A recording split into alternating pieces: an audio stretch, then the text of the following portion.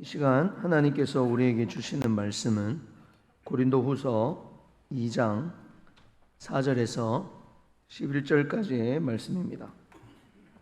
신약성경 287면 고린도후서 2장 4절에서 11절까지의 말씀을 제가 봉독해 드리겠습니다. 내가 마음에 큰 눌림과 걱정이 있어 많은 눈물로 너에게 썼노니 이는 너희로 근심하게 하려 한 것이 아니요 오직 내가 너희를 향하여 넘치는 사랑이 있음을 너희로 알게 하려 함이라. 근심하게 한 자가 있었을지라도 나를 근심하게 한 것이 아니요 어느 정도 너희 모두를 근심하게 한 것이니 어느 정도라 함은 내가 너무 지나치게 말하지 아니하려 함이라. 이러한 사람은 많은 사람에게서 벌받는 것이 마땅하도다. 그런즉 너희는 차라리 그를 용서하고 위로할 것이니 그가 너무 많은 근심에 잠길까 두려워하노라.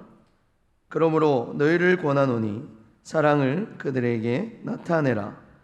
너희가 범사에 순종하는지 그 증거를 알고자 하여 내가 이것을 너희에게 썼노라. 너희가 무슨 일에든지 누구를 용서하면 나도 그리하고 내가 만일 용서한 일이 있으면 용서한 그것은 너희를 위하여 그리스도 앞에서 한 것이니 이는 우리로 사탄에게 속지 않게 하려 함이라. 우리는 그 계책을 알지 못하는 바가 아니로라. 아멘. 교회 공동체의 용서와 회복을 위해 힘쓰겠습니다. 아멘. 바울은 고린도 교회에서 1년 6개월 동안 아주 열심을 다해서 그들을 전도하고 양육하였습니다. 그 결과 고린도 교회가 아주 은혜롭게 세워졌는데요. 그런데 바울이 떠나고 난 뒤에 얼마 지나지 않아서 교회가 문제가 생기기 시작했습니다. 파당이 생겨서 4분 온열이 되었고 어떤 사람은 부활이 없다고 하는 그런 사람들이 생겨났고 또 어떤 사람은 자신이 은혜를 받았고 성령의 은사를 받았다고 주장하면서 교회를 마음대로 좌지우지하고자 했습니다. 또 어떤 사람은 이 부도덕한 윤리적인 죄를 범하였고 어떤 부류는 정말 은사를 대놓고 자랑하면서 교만했습니다. 이처럼 고린도 교회는 은사가 풍부한 교회였고 언변과 모든 지식에 풍부한 교회였지만은 동시에 갈등이 많은 교회 공동체였습니다. 바울은 이러한 고린도 교회의 질서를 바로잡기 위해서 단호하게 그들에게 일을 처리하다 보니까 이 바울에게 대한 반감을 가진 사람이 생겨났습니다. 적대적인 사람들이 생겨나게 된 것이죠. 그래서 바울은 1절 말씀에 보면은 내가 다시는 너희에게 근심 중에 나아가지 아니하기로 스스로 결심하였다. 그러니까 그렇게 바울에게 적대적이고 반감을 가진 사람들을 만나게 되면 이 갈등이 되고 근심이 된다는 거죠. 그래서 원래는 고린도 교회를 방문하려고 하였지만은 그냥 마게도냐 지방에서 소아시아 쪽으로 돌아가 버리게 됩니다. 하지만 바울은 여전히 이 다른 지역에 목회하면서 고린도 지역에 대한 그런 이 애정과 그 사랑, 긍휼함을 늘 가지고 있었던 것입니다. 4절에 보면 그 마음을 알 수가 있는데요. 내가 마음에 큰 눌림과 걱정이 있어 많은 눈물로 너희에게 썼노니 이는 너희로 근심하게 하려 한 것이 아니요 오직 내가 너희를 향하여 넘치는 사랑이 있음을 너희로 알게 하려 하심이라 그랬습니다. 눈물로 이전에 선 서신으로 내가 너희들에게 그저 피난하려고 근심하려고 내가 이전에 눈물로 선 편지가 아니었다는 거죠. 오히려 내가 너희를 향해서 넘치는 사랑을 가지고 있다는 것을 너희가 알라고 그렇게 쓴 것이다. 이렇게 말하고 있습니다. 그래서 바울은 고린도 후서를 보내기 전에 중간에 눈물의 편지라는 것을 고린도 성도들에게 보냈다는 것을 알 수가 있습니다. 이 바울이 눈물로 쓴 편지로 인해서 고린도 교회는 회개와 각성이 일어났고 교회를 새롭게 하는 변화가 일어났던 것입니다. 하지만 다른 한편으로는 적지 않은 사람들이 상처를 받았고 마음이 무너지고 바울에 대한 그런 부정적인 마음은 여전히 변하지 않고 있었습니다. 바울은 그들이 혹이라도 사람들이 다칠 것 같아서 앞서 고린도후서 1장 23절 하반절에 보면은 내가 다시 고린도에 가지 아니한 것은 너희를 아끼려 함이라 그랬습니다. 내가 가고 싶지만은 혹이 내가 감으로 말미암아서 그렇게 마음의 상처를 받고 적대적이고 부정적인 마음을 가지는 사람이 있을까 싶어서 내가 가지 않겠다는 거죠. 어쨌든 이 고린도 교회의 문제는 우여곡절 끝에 성령님의 역사 안에서 건실하게 다시 회복되는 역사가 일어났습니다. 이 고린도 후서는 문제가 해결된 후에 보낸 편지인데요. 5절 말씀을 같이 한번 읽어볼까요? 5절 시작. 근심하게 한 자가 있었을지라도 나를 근심하게 한 것이 아니요 어느 정도 너희 모두를 근심하게 한 것이니 어느 정도라 함은 내가 너무 지나치게 말하지 아니하려 함이라 그랬습니다. 여기서 바울은 근심하게 한 자가 있을지라도라고 가정하여서 부정사로 지칭한 것은 그들을 이미 용납하고 사랑하고 있다는 증거이기도 합니다. 나를 근심하게 한 것이 아니요라는 것도 자기가 근심한 것은 기억하지 않겠다는 태도인 것이고, 이것은 바울이 고린도 교인에 대한 사랑과 이해와 동정심을 가지고 있었다라는 것을 알 수가 있습니다. 또 어느 정도 너희 모두를 근심하게 한 것이니 어느 정도로 하면 내가 너무 지나치게 말하지 아니하려 함이라 그랬습니다. 바울은 그 사람들의 마음이 상할까 싶어서 아주 조심스럽게 그들에게 접근하고 있음을 알 수가 있습니다. 이런 마음으로 바울은 그들에 대한 용서와 회복을 간절히 촉구하고 있다라고 알 수 있습니다. 모든 고린도 교회 공동체가 함께 믿음 안에서 구원을 받고 천국에 이르도록 원하는 것이 바울의 마음이었다라는 것입니다. 누구 하나 나락으로 떨어지지 않고 다 구원에 이르기를 원한다는 거죠. 6절 말씀에 보면은 이러한 사람은 많은 사람에게서 벌 받는 것이 마땅하다 전제를 합니다. 여기서 벌 받는 것이 마땅하다고 번역한 것은 좀 이렇게 개역 개정판 이전에 번역인 개역 한글판은 많은 사람에게서 벌 받는 것으로 족하도다 이렇게 해석하고 있습니다. 영어 성경 NIV 성경에서 보면 this punishment에서 by the majority is enough에 있습니다. 그러니까 많은 다수에 의해서 이러한 벌을 받는 것으로 충분히 족하다.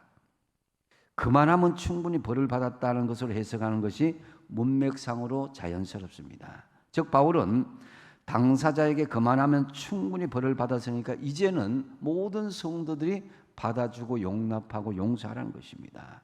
바울은 자기를 공격했던 그 사람이 너무 심한 고통이나 슬픔에 빠지지 않기를 원하고 있었던 것입니다.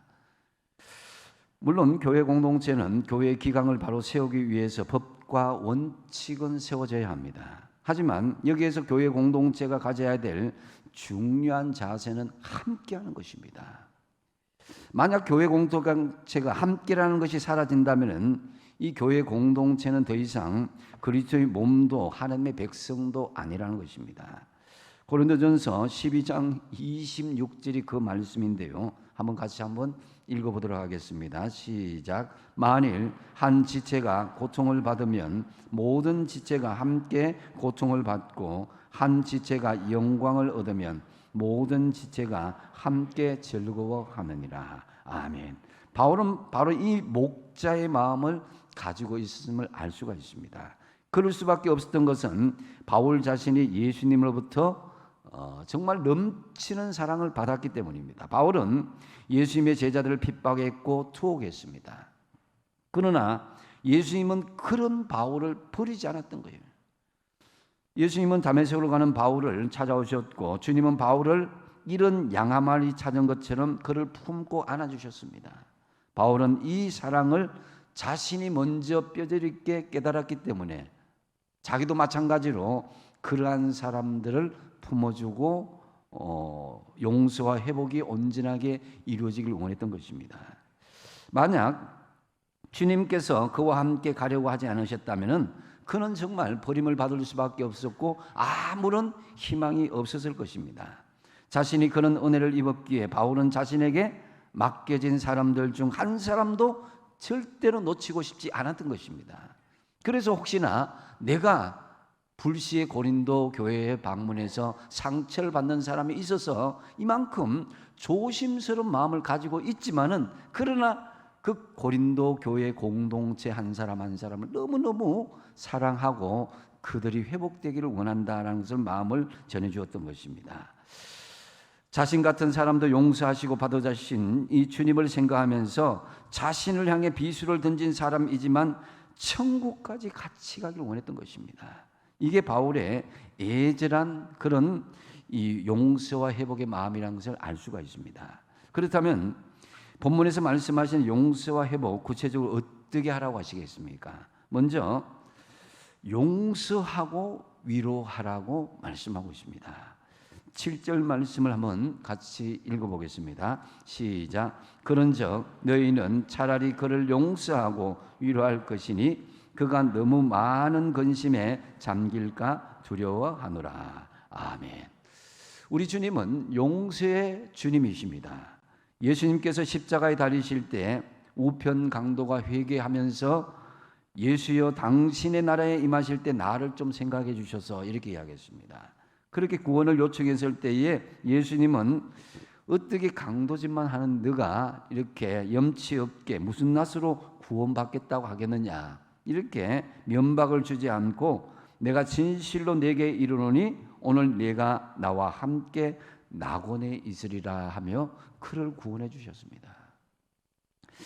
예수님은 회개하는 자에게 과거를 묻거나 책망하지 않으셨습니다. 여러분, 성경에서 예수님을 배신한 가룟 유다만 속 빼놓고 다른 제자의 발을 씻기셨다, 이런 내용이 없습니다. 조금 후에 이 가룟 유다가 자신을 배신할 줄 알면서도 예수님은 가룟 유다의 발까지도 친히 씻겨 주셨던 것입니다. 그래서 얼마나 놀라운 일입니까? 예수님은 제자들이 죄를 짓기도 전에 무엇을 선포했습니까? 용서를 선포한 것을 볼 수가 있습니다. 구하기 전에 자비를 베푸셨습니다. 그런데 여러분에게 가족 중에, 친구 중에, 직장의 동료 중에, 이웃들 중에, 심지어 성도들 중에 왼수 같은 사람 용서해 주라고 하면 어떻게 하겠습니까? 나는 다른 사람을 다 용서하는데 나는 그 사람은 절대로 용납할 수 없다. 상처가 너무 깊기 때문에 그 사람 보기만 해도 몸서리가 쳐진다, 이런 사람이 있을 것입니다. 우리도 감정을 가진 사람이기 때문입니다. 우리의 삶의 현장에 근데 용서가 있어야 하나님 나라가 이루어지는 거예요. 용서가 없다면 그 불신과 원망과 불평 가운데 사단이 역사할 수밖에 없다라는 것입니다. 에베소서 4장 32절 말씀 뭐라고 하십니까? 서로 친절하게 하며 불쌍히 여기며 서로 용서하기를 하나님이 그리스도 안에서 너희를 용서하심과 같이 하라고 말씀하십니다. 이 용서는 미루면 안 됩니다. 미루다가 용서하는 기회를 놓치고 주님을 만나게 되면 어떡할 것입니까? 네가 용서하지 않았기에 나는 너를 도무지 모른다, 나는 너를 용서할 수 없다라고 말씀하신다면 어떡할 것입니까? 기억하십시오. 주님의 용서함을 받은 우리는 용서가 선택사항이 아니라 의무사항입니다. 그리고 여기서 또 중요한 것은 용서한 후에 끝나는 것이 아니라 위로하라고 말씀하고 있습니다. 그 사람이 너무 많이 근심에 빠질까 염려한다라는 것입니다. 그래서 더 근심에 빠지지 않도록 그를 격려하고 위로할 것을 말씀하고 있습니다. 용서만으로는 부족하고 위로할 수 있어야 되는 것이죠. 주님의 마음으로 위로하여 주십시오. 고린도후서 1장 4절 말씀을 같이 한번 읽어보겠습니다. 시작. 우리의 모든 환난 중에서 우리를 위로하사 우리로 하여금 하나님께 받는 위로로서 모든 환난 중에 있는 자들을 능히 위로하게 하시는 이시로다. 아멘. 우리가 하나님의 위로하심을 통해서 위로함을 받지만은 또 서로 믿음의 식구들을 통해서 위로함을 받는 것이다라는 거죠. 내가 가장 힘들고 어려울 때 누군가가 따뜻한 말 한마디 아니면 그냥 내 곁에 와서 손을 잡아주고 곁에 있는 것만으로도 얼마나 위로가 되는지 모릅니다. 저는 이제 울산 호격에 부임한 지가 만 8년이 됐습니다. 이번 달로 인해서 제 전임자에 대한 그 마음들이 참 부담이 늘 있었습니다. 저하고 신학교를 같이 졸업한 동기였지만은 그 모임에는 전혀 나타나지 않고 늘 그런 숨어있고 우울한 감정을 가졌는데 제가 지난 월요일에 인천에서 동기 신대원 모임을 이렇게 하게 되었습니다. 사진을 한번 띄워볼까요? 손을 어떻게 잡고 있어요? 깍지 끼고 잡고 있어요, 제가. 그 옆에 있는 사람이 제 전임자 최승민 목사입니다. 예. 그래서 제가 얼마나 반가운지 모릅니다. 이 공식적인 자리에 늘 나오지 않았거든요. 그런데 이번에 공식적인 자리에서 이렇게 나온 거 보고 제가 직접 찾아가서 사진을 한번 찍자고 이렇게 이야기했습니다. 그래서 이 사진을 찍고 제가 보내줬습니다. 보내주니까 그 목사님, 최성민 목사님께서 문자로 이렇게 저한테 보내주셨습니다. 제가 문자 그대로 읽어볼게요. 목사님, 저도 뵙고 싶었는데 만나 뵙게 되어서 반가웠습니다. 호계교회 참 좋은 교회였습니다. 많이 울고 기도했던 기억만 간직합니다. 많은 이야기를 나누지 못해 아쉬움은 있었지만 다음에 기회가 있겠죠. 목사님의 귀한 사역을 응원하고 기도하겠습니다. 이렇게 비록 짧은 시간이었지만은 감정이 같이 공유되었고 진한 회복의 감정이 저는 밀려왔습니다. 제가 먼저 찾아갈까 하다가 그래도 이런 약속은 하지 않았지만 이런 마음을 통해서 울산 호계교회 이 모든 이 과정들이 회복되고 또 목사님의 사역 가운데에 하나님께서 큰 은혜가 부어지기를 저는 늘 기도했습니다. 그런데 그 마음들이 하나하나 회복되는 것을 하나님께서 보여주시고 저는 얼마나 기쁜지 모릅니다. 고린도후서 1장 6절 말씀을 보시겠습니다. 고린도후서 같이 한번 읽겠습니다. 시작. 우리가 환난 당하는 것도 너희가 위로와 구원을 받게 하려는 것이요 우리가 위로를 받는 것도 너희가 위로를 받게 하려는 것이니 이 위로가 너희 속에 역사하여 우리가 받는 것 같은 고난을 너희도 견디게 하느니라. 아멘. 여러분, 우리가 용서했다고 끝나는 게 아닙니다. 손을 잡아주고 같이 마음을 함께하는 위로가 있어야 됩니다. 그래서 그 위로는 그 사람이 나에게 다가오기를 기다리기보다는 내가 먼저 그 사람에게 손을 붙잡고 위로해 줄 수 있는 그런 적극적인 마음이 있어야 될 것입니다. 바울이 깨달았다는 것은 내가 이 환난을 겪는 것이 이 환난을 받는 것이 분명히 목적이 있다는 것입니다. 이것은 우리를 위로하기 위함이요 우리를 구원하기 위함이다라는 거죠. 용서 후에 회복을 위한 필수적인 과정이 위로입니다. 여러분의 가족 공동체 간에 서로 다툼과 분열이 있고 또 일터 공동체, 이웃 공동체나 교회 공동체 안에서 서로 다툼과 분열이 있을 때에 용서 후에 위로가 있을 때에 진정한 치유와 회복의 역사가 일어나게 될 것입니다. 공동체의 용서와 회복을 위해서 진심으로 위로하시는 위로자가 다 되시기 바랍니다. 또한 여기서 또 중요한 위로와 회복의 용서와 회복의 자세를 대해서 이야기하는데요. 용서와 회복의 중요한 자세는 사랑과 순종의 자세로 주님 앞에서 하듯이 하라는 것입니다. 이 세 가지로 여기서 볼 수가 있는데요. 먼저 사랑의 자세로 하라는 것입니다. 이 8절 말씀에 보면은 그러므로 너희를 권하노니 그들에게 사랑으로 나타내라 그래. 용서와 회복의 가장 중요한 자세는 사랑하는 자세입니다. 여러분, 이 사랑이란 것은요, 이 공의와 정의에 가로막힐 수가 있습니다. 사랑 없는 정의, 이것은 정의 없는 사랑보다도 더 악하고 나쁜 거예요.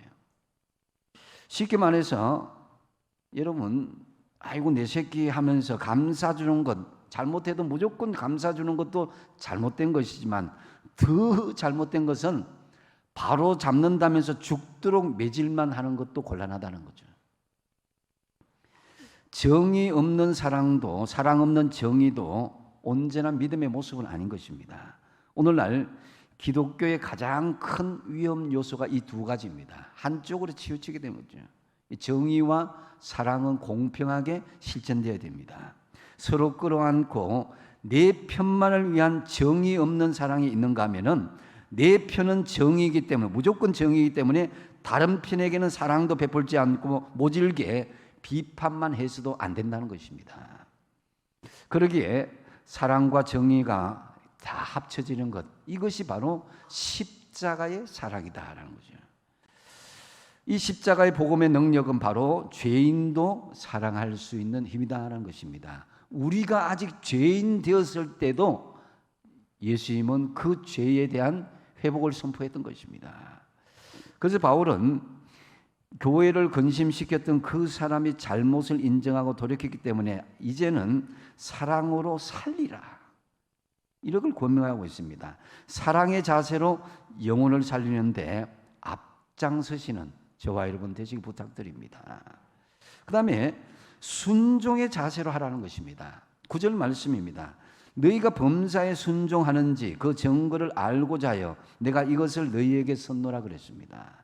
사도 바울이 고린도전서를 쓴 것은 그들이 사도 바울의 충고를 잘 받아들이는지를 바로 알고자 해서 그렇게 써서 보냈다는 것입니다. 용서와 회복을 위하여서는요, 순종의 자세가 필요합니다. 바울은 고린도 교인들이 구체적으로 용서와 회복을 위해서 그 증거를 보여주기를 원하였습니다. 말만으로는 용서와 회복이 되지 않습니다. 구체적인 삶의 증거로 나타낼 수 있어야 되는 것입니다. 또 중요한 자세는 주님 앞에서 하듯이 하라는 것입니다. 10절 말씀을 같이 한번 읽어보겠습니다. 시작. 너희가 무슨 일에든지 누구를 용서하면 나도 그리하고 내가 만일 용서한 일이 있으면 용서한 그것은 너희를 위하여 그리스도 앞에서 한 것이니. 아멘. 너희가 무슨 일에든지 누구를 용서하면 나도 그리하겠는데, 그건 뭐냐면은 고린도 교회가 누군가를 용서하기로 했다면 바울도 용서하겠다는 것입니다. 자기의 감정적인, 개인적인 감정과는 상관없이. 그래서 공동체의 결정을 절대적으로 존중하겠다는 거죠. 교회 공동체는 무엇보다도 공공의 의견이 중요시되고 존중되어야 할 것입니다. 왜냐하면 교회 공동체의 머리는 바로 예수 그리스도이시기 때문입니다. 용서와 회복은 주님 앞에서 하듯이 해야 됩니다. 어떤 인간적인 권위나 인간적인 그런 자세가 아니라 주님 앞에서 하듯이. 에베소서 2장 1절에 보면 그는 허물과 죄로 죽었던 너희를 살리셨도다 그랬습니다. 주님이 원하시는 것 죽는 것이 아니라 생명을 살리는 것입니다. 정죄해서 죽이는 것이 아니라, 마귀가 오는 것은 도둑질하고 죽이고 멸망시키는 것뿐이지만 인자가 온 것은 양으로 생명을 얻게 하고 더 풍성히 얻게 한다고 그랬습니다. 정죄하는 것은 사람을 죽이는 것이요, 용서로 덮어놓는 것은 살리는 것입니다. 베드로가 다른 사람을 얼마나 용서했냐 하는 자의 질문에 예수님은 7번씩 70번이라도 용서해 주라고 예수님께서 말씀해 주셨습니다. 그러므로 우리는 죄를 짓고 불의하고 추악하고 버림을 받아야 마땅함에도 불구하고 죄 지은 그대로, 못난 그대로, 빈손 그대로 예수님께 나오면은 주님께서 꾸짖지 아니하시고 우리를 용서해 주신다라는 거죠.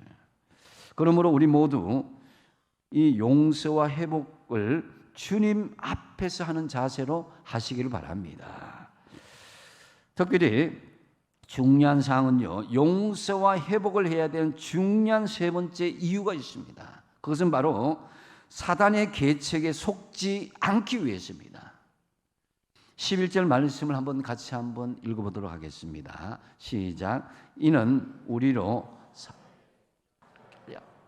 우리는 그 계책을 알지 못하는 바가 아니로다. 아멘.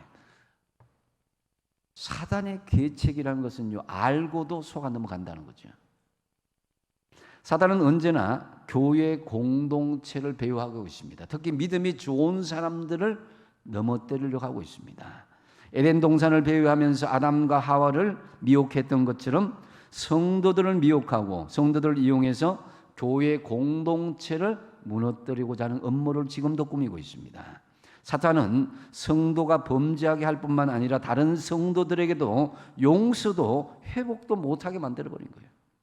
그래서 패를 갈라놓게 되는 것입니다. 우리가 우선 죄를 지어서도 안 되지만은 죄를 지은 자를 용서하지 못하는 것도 사탄에게 눈 뜨고 당하는 것이다라는 거죠.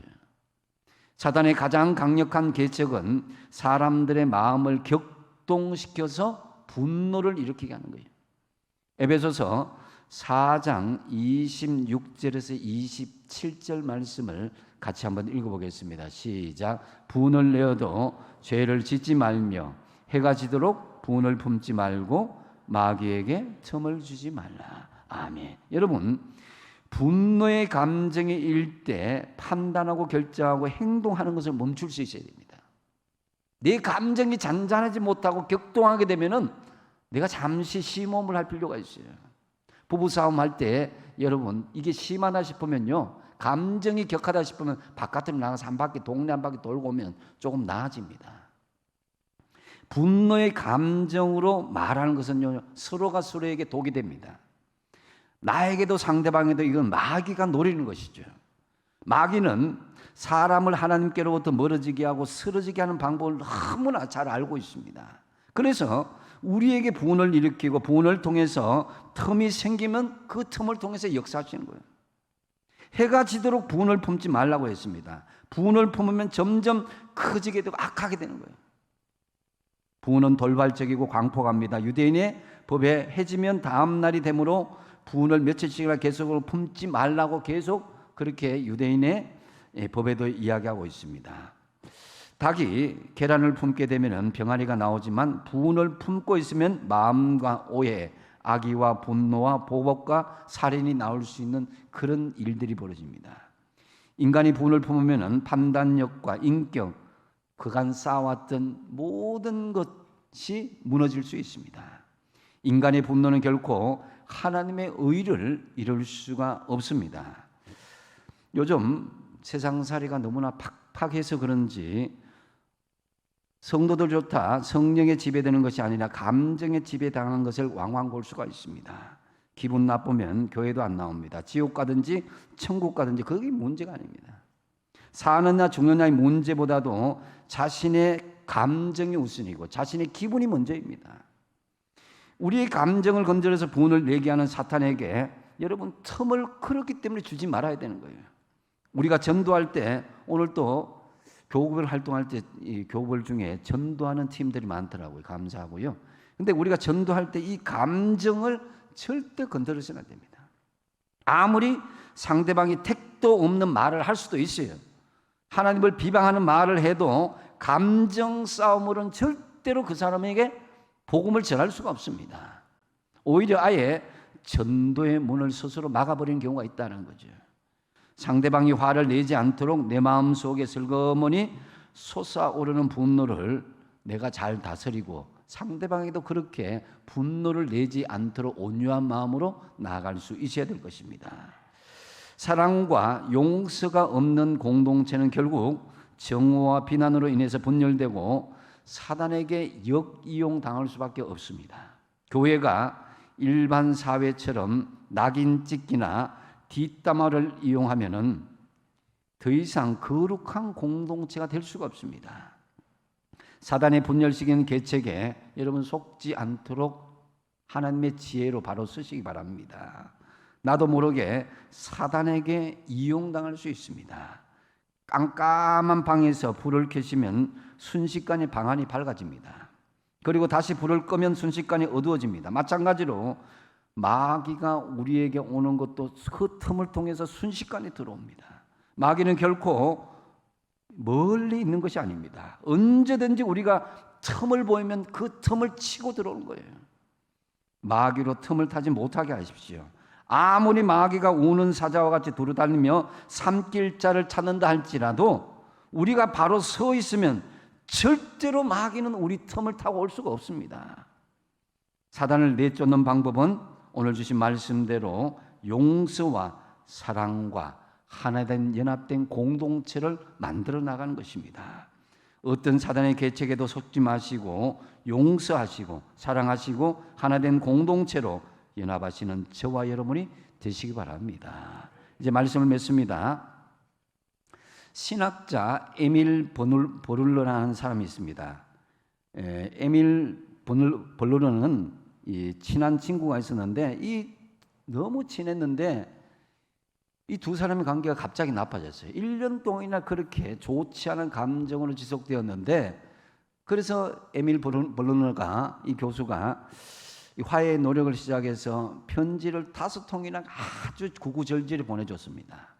근데 아무런 답장이 없었습니다. 그러다가 어느 추운 날 눈이 내리는 날에 눈보라를 헤치면서 그가 친구의 집으로 찾아가고 싶은 마음이 생겼습니다. 그래서 눈보라를 헤치고 문을 두드렸습니다.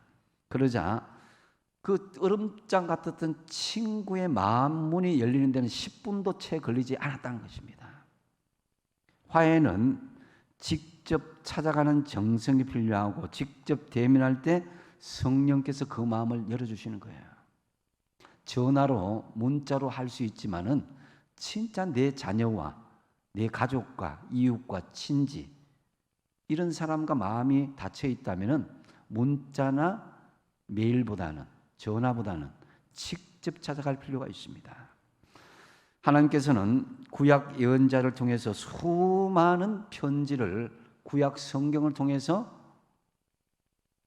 보내주셨습니다. 그런데 하나님께서는 그들을 선지자를 핍박했습니다. 할 수 없이 하나님이 초라한 모습으로 직접 우리 인간의 모습으로 이 땅에 오셨습니다. 2000년 전에. 그 일로 인해서 우리는 하나님과 화목하게 되었고 화목하게 하는 방법을 알게 되었습니다. 주님께서 친히 이 세상에 오신 것처럼 이제 우리가 용서와 회복의 중재자가 되어주시기 바랍니다. 여러분이 가는 곳에 문제가 일어나는 트러블 메이커가 아니라 회복되고 화합되는 피스메이커의 역할을 감당하시기 바랍니다. 용서와 회복을 위해서 첫 번째 뭐라고 그랬습니까? 용서하고 위로하라는 것입니다. 용서만 덜렁 던져주는 것이 아니라 진심으로 손을 잡고 그 마음을 통하는 마음으로 위로해 주시기 바랍니다. 또한 사랑과 순종의 자세로 주님 앞에서 하듯이 하십시오. 주님의 십자가의 사랑으로 구체적인 삶의 순종의 자세로 주님 앞에서 하듯이 용서와 회복을 힘쓰십시오. 그리고 사단의 계책에 속지 않도록 하십시오.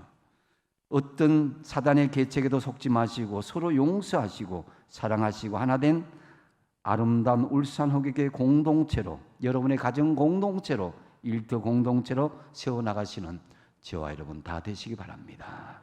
기도하겠습니다.